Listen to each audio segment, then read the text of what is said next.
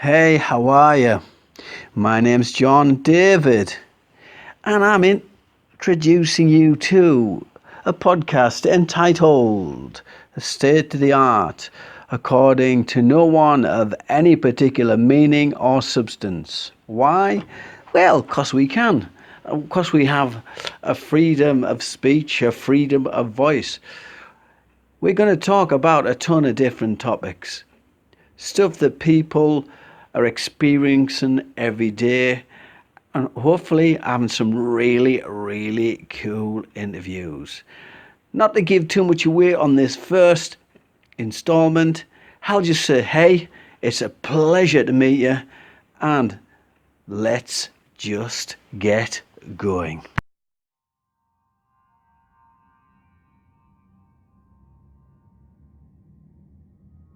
What's up?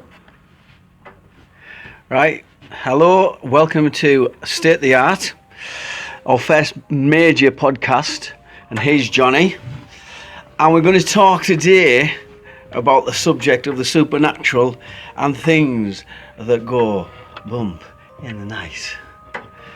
I got my guest whose anonymity shall remain secret. We call him the G-Man. Morning, the G-Man. Good morning, Johnny. How are you? I'm fine. So, here we go. Ghosts. Do they exist? Well, I can only talk from my own personal experiences, but it's something that I've grown up with all my life. I've never known nothing else but there being ghosts around us all the time. So how do you quantify this? How is this, like scientists, because I've done my research, scientists saying that they can't prove that ghosts exists. And then, yes, you're here now, the listeners and me, saying that ghosts exists. I don't suppose I can prove it. It's one of them things. You just either know or you don't know. To me, it's something that's always been there. I can't prove it. Again, there's massive discussions about aliens and stuff. Nobody can prove them. Hey, that's another podcast. That's another podcast. Well, there's some facts. Albert Einstein postulated about the scientific basis for the existence of spirits, stating, since energy cannot be created nor destroyed, it only changed its form. Could that be? Could that be a hook for you lot and you believers that ghosts exist? And by the way, 45% of the whole population believe ghosts exists. Well, I very much believe that thing myself, that it really is the energy of a person that moves on. And my mother used to talk to me about when my grandmother died. She actually saw the energy rise up out of my grandmother's body, float up and float through the ceiling. And how did you feel about that when she told you that? Seriously, I've grown up with spirit all my life, so it really didn't affect me in any way. It's just something that I've always known as the normal. There's something on my mind, and these my thoughts on the whole thing. If I was a scientist, I would find it difficult to prove the existence of any type of spirit or ghost. What type of tests would quantify, I keep using this word quantify, would quantify the proof that ghosts exists? So if scientists can't prove ghosts exists, or neither exist or don't exist, what proof have you? What do you bring to this table today for the listeners? I really can't prove it. I mean, I've seen things myself. I've heard things myself. Okay, let's start there. Give me some examples of the things you've seen. Let's put you on the spot a little bit now. I've just seen people in places where I know they actually isn't. There was one day I had two guys knock at my door. They were Mormons. Right. I'll talk to her. I love religion. Not that we've got anything against religious sects of any kind. No, none at all, Jenny.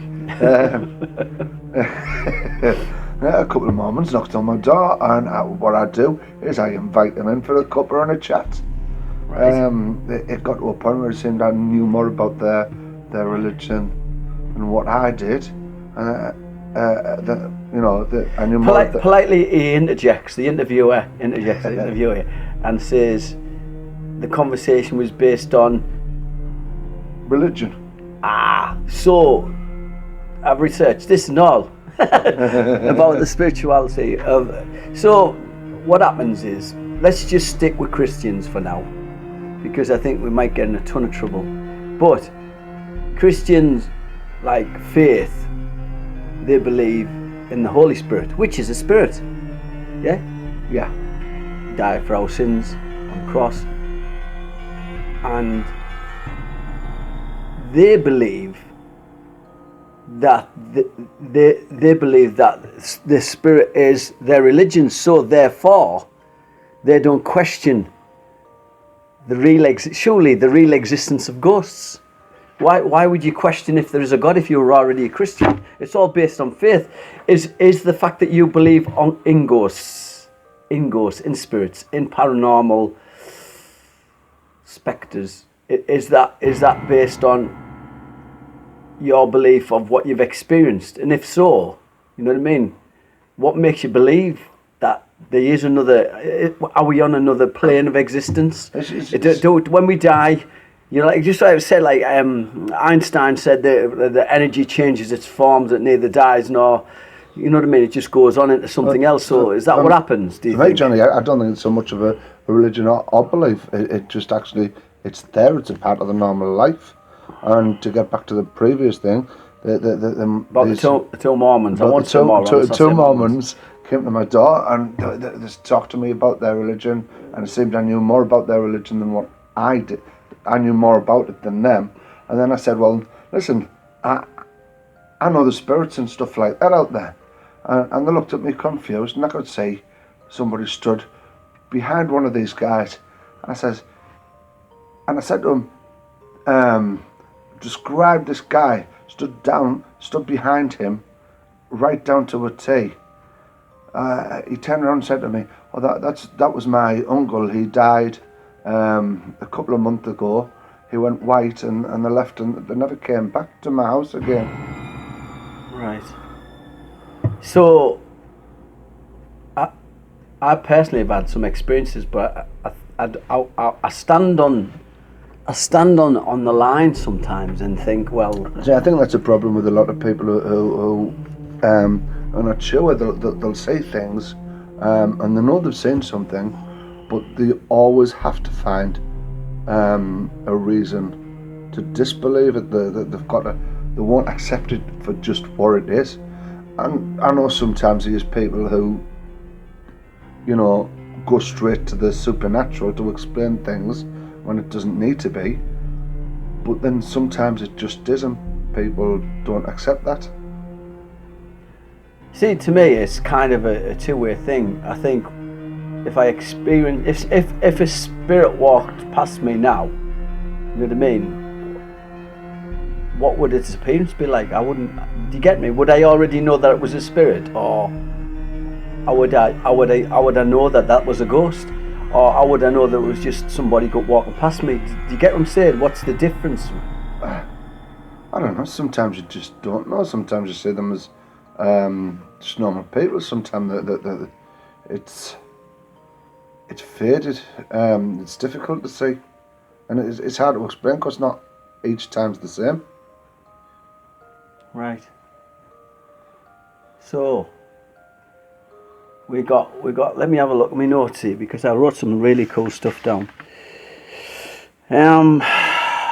Eleanor Sidgwick in the 1800s exposed many psychics or mediums who claimed to speak to the dead. She also exposed them as fakes, cheaters and frauds, because back then in Victoriana, apparently, I wasn't alive then, even though I am pretty old. The middle classes experimented and looked at the belief of ghosts but it became more like magic tricks and ways to fool people into believing that there was another realm of spiritual existence. So, how do we get to the point where, like, I have someone who believes in ghosts and I'm on the fence, because, like, I've had people who I love very much die, and if there was a way to come back to me, I knew they'd send a message, or, you know what I mean, and then I'd know that, like, it's okay to die. I think what we've got is a fine line of, like, we're all scared to die. Thus beliefs and religions which guide us or inform us that we're going to a better place, whether we are or not. I'm not going to get into that. So, where's the proof? You know what I mean? Where's the proof? Everyone's, I suppose it's one of these, we're living in a world now that, like, everything's kind of easily explained, but this is a stigma. Do ghosts exist? And I think people want to believe, even if they don't exist. I think people want to believe, because we're living in kind of shallow times. Yeah. I suppose for a lot of people it would be like a religion or a belief system if they've not witnessed or seen anything themselves, and it must be hard for them people. And you see everybody's frightened of dying. Me personally, I know we're all frightened of that moment. I don't think. But I'm not frightened of what's on the other side. I don't think people are frightened of dying. I think they're frightened of the ending, not the dying. It's the end of where there's a nothingness, where it's just stops. Life, it's lifeless. It's dead. It stops. I think that's what might scare people. I think we've got to look at things like past life regressions and what people have said about past lives that they've lived before, to understand to maybe understand more about how the energies move on through time, and know that it isn't something that stops and something that's going. There's people out there who have described previous lives before without any knowledge, and I think that'll go somewhere to proving that the energies are still moving forward.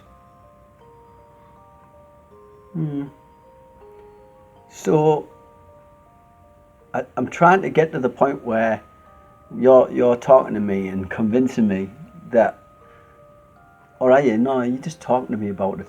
You're talking to me about whether ghosts do exist or don't exist.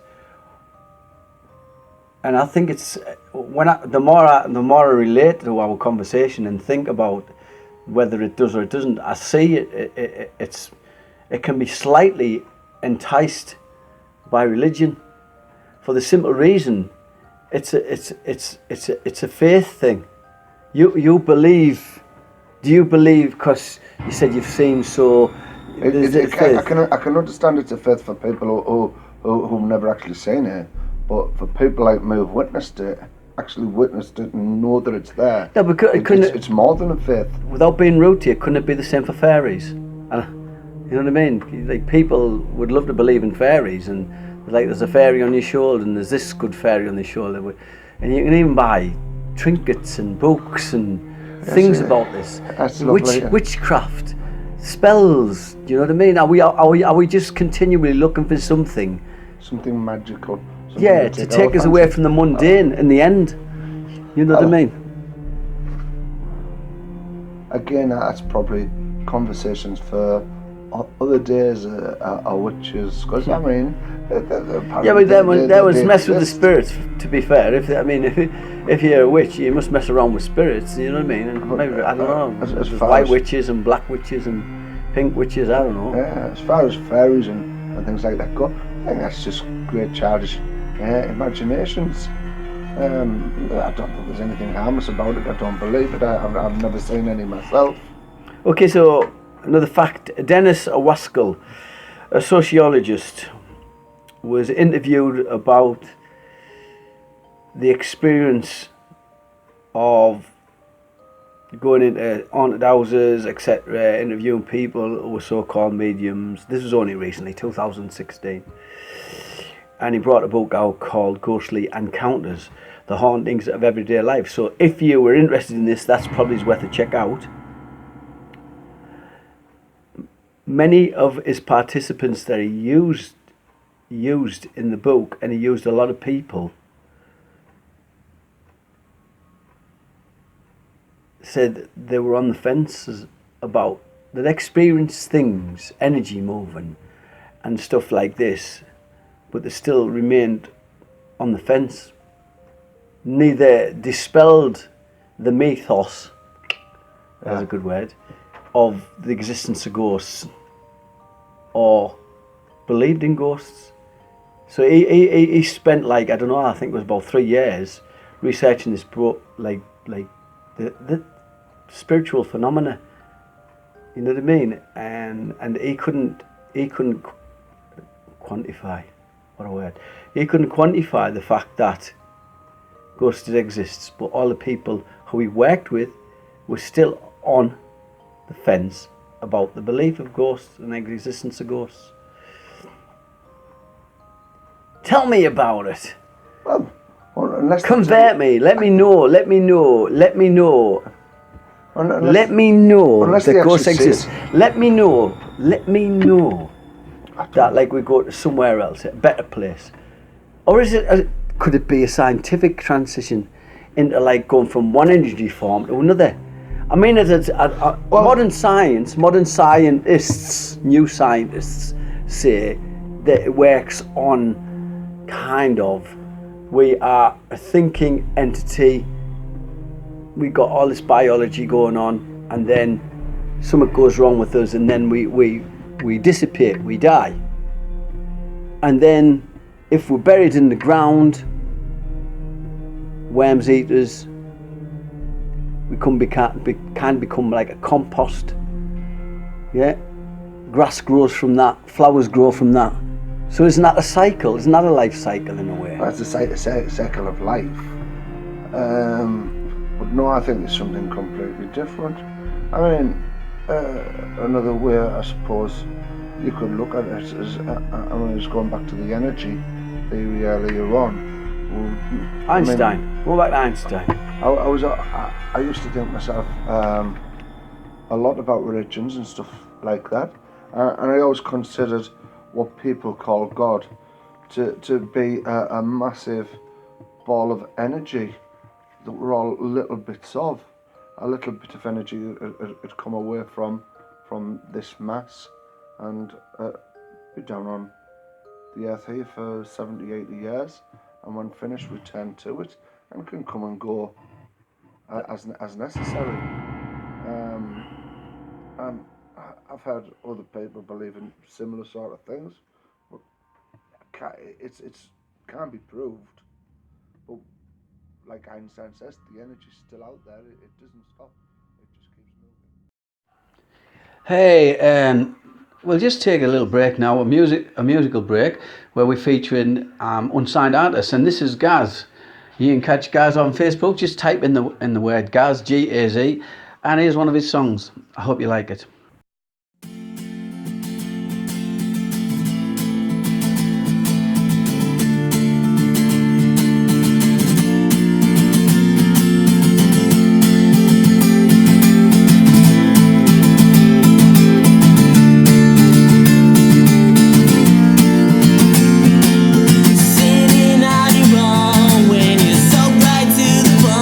This place used to be a home, but not anymore.